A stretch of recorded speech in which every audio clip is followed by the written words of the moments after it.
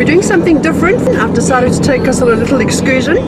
As you know, if we've been looking at the schedule, we're looking at perspective next. But the best thing to do with perspective is to actually go out in the field and have a look at it for real rather than sitting. Besides which, I'm getting a little bit bored sitting behind the computer doing drawings for you guys. So we're out in the field. My husband's doing the driving.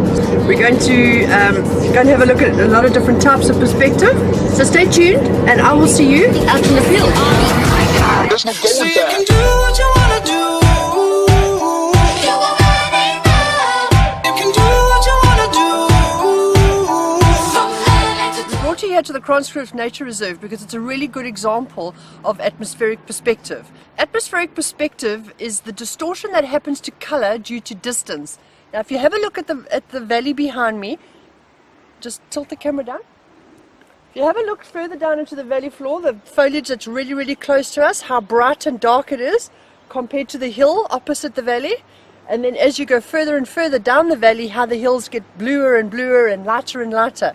What's happening there is the intensity of color is decreasing because of the amount of atmosphere through which our eyes have to see.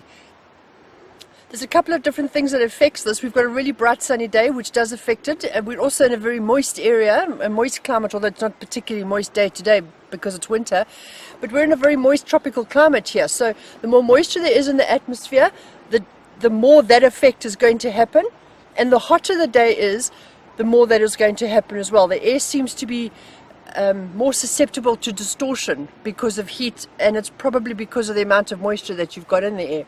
We're still here at Kranskloof Nature Reserve. We've just changed the camera angle slightly because what I want to show you is now we're talking about detail perspective.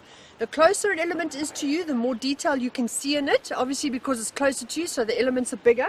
Right here in the foreground we've got a tree. You can probably tell every single leaf on this tree, whereas across the valley we're seeing it quite a lot of distance away. Now you'll be able to tell that there's still trees, and you'll be able to tell one tree from the next. But on top of atmospheric perspective, we've now also got detail perspective. Because the elements are so much further away, we can see far less detail.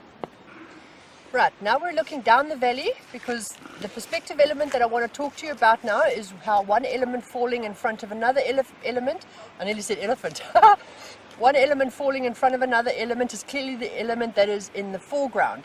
And this is beautiful example of that, although a very obvious example. There are some examples in art that are not quite so obvious, but this is a really good obvious example of how one hill comes down into the valley in front of the other. So you have the stepping effect as the hills come down into the valley.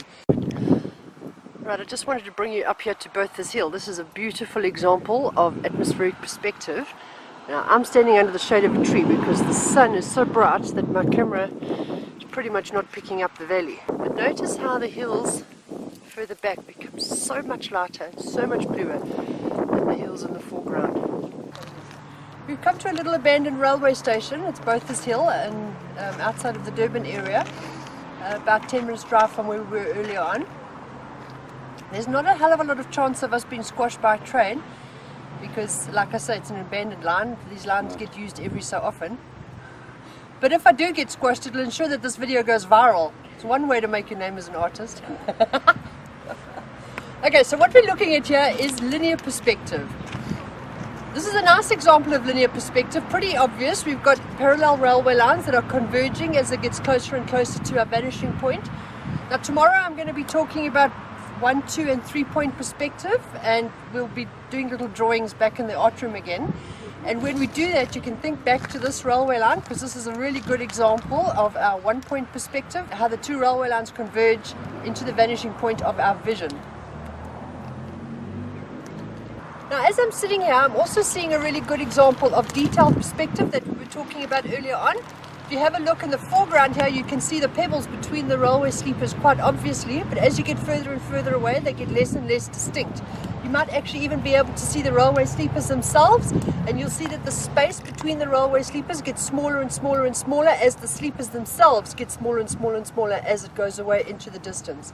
So we're losing detail as we go further back, as well as losing distance between our parallel lines as we go further back. Because effectively, all perspective is things getting smaller as they get further away from you.